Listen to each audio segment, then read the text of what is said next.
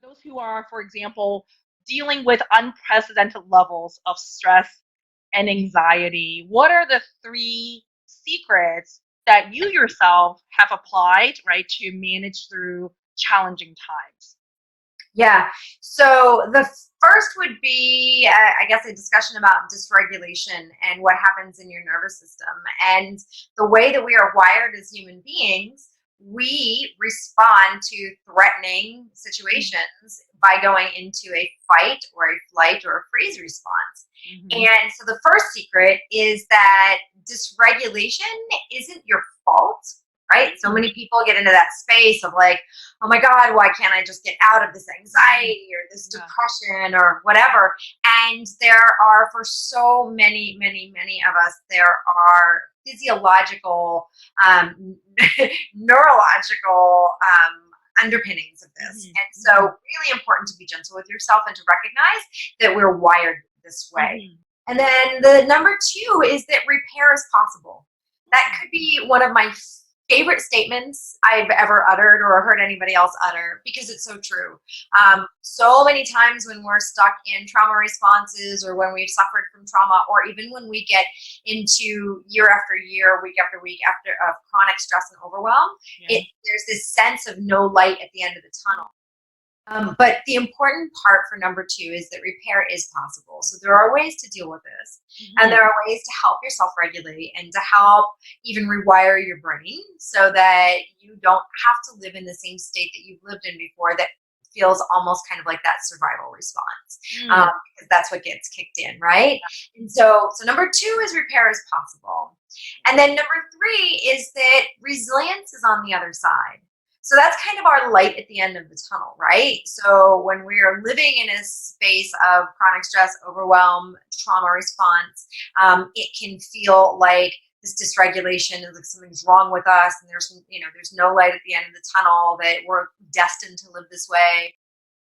Really important to note that when you start resolving trauma and when you start allowing your body to like re-regulate and deal with this dysregulation, your body is so wise and it knows how to heal. And so when you give it the opportunity to do that, you have the ability to really create resilience for yourself, which is where we go after we've really renegotiated that trauma. Yeah. So those are the three. Dysregulation isn't your fault, and repair is possible. And then finally, that resilience is on the other side. So there is that light at the end of the tunnel. What is something that someone else can do for the person who is, for example, very high in anxiety right now, very stressed out right now, very burned out right now? So if you're a partner, a friend, a colleague who is witnessing some of these symptoms and signs, come to another and we are calm and we are, we have the ability to open up and create like a safe container for the other person to share what they need to share without trying to fix anything, without trying to necessarily offer any solutions, but just to be there and to hold space. That sense of calm and that grounding, that alone can really help somebody else regulate their own nervous system. So very important, if you're going to show up for somebody that you love or you care about and you know that they're really struggling, recognizing in your own body where you are and your own mind and your heart where you are before you enter into that connection, so that you can really be responsible if that's your goal.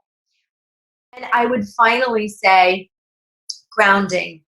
Grounding is so, so, so important. It helps regulate your nervous system. Again, there's a whole slew of science behind it, but suffice it to say that when we ground, when we feel our seat in a chair, when we feel our feet on the floor, and even if you're just, standing in your home office or in your bathroom brushing your teeth, and you can feel the different distribution of weight on your feet as you shift to your left, shift to your right, just recognizing that feeling of having your feet on the floor and feeling that solid earth or ground underneath you. It works with our nervous systems to let us know where we are in time and space. And it's very, very, very good for that regulation piece. Thank you again, Cynthia. So lovely to see you, my friend. Thank you for having me. It's so lovely to see your face and to have a couple of moments to sit and share. Wonderful. Well, thank you, and we'll talk again soon. Absolutely. I look forward to it. All right. Bye for now, my friend. Bye.